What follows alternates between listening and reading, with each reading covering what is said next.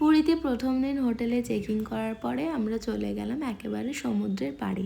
সবাই মিলে স্নান করলাম। জানো তো, আমার মায়ের অনেক দিন ধরে পুরীতে যাওয়ার ইচ্ছে ছিল, তাই মা, ছোটো মামি আর মাসিরা মিলে অনেক মজা করেছে। আমি কিছুটা সময় বাচ্চাদের সাথে কাটিয়েছি আর কিছুটা সময় স্নান করেছি। স্নান করার পর অনেক ক্লান্ত হয়ে হোটেলে ফিরে খাওয়া দাওয়া করে একটু রেস্ট নিয়ে বিকেলবেলা আবার রেডি হয়ে গেছি সমুদ্রের ধারে যাব বলে। আর ঠিক এই সন্ধেবেলাটাই না সমুদ্রের ধারে একটা অন্যরকম পরিবেশ তুমি উপভোগ করতে পারবে। খুব সুন্দর লাগে জানো তো।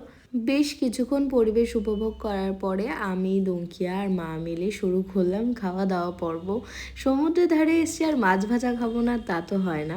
নানান রকম মাছ টেস্ট করার পরে আমরা একদম শেষ পাতে ঠান্ডা ঠান্ডা গোলা আর সোডা দিয়ে শেষ করেছিলাম বিকেলের খাওয়া দাওয়া পর্বটা। তো এক কথায় বলা যায় পুরীতে প্রথম দিন আমরা সারাদিন অনেক অনেক মজা করেছি। সকাল থেকে রাত অবধি খাওয়া দাওয়া, পরিবারের আড্ডা মিলিয়ে একদম জমে গেছিলো।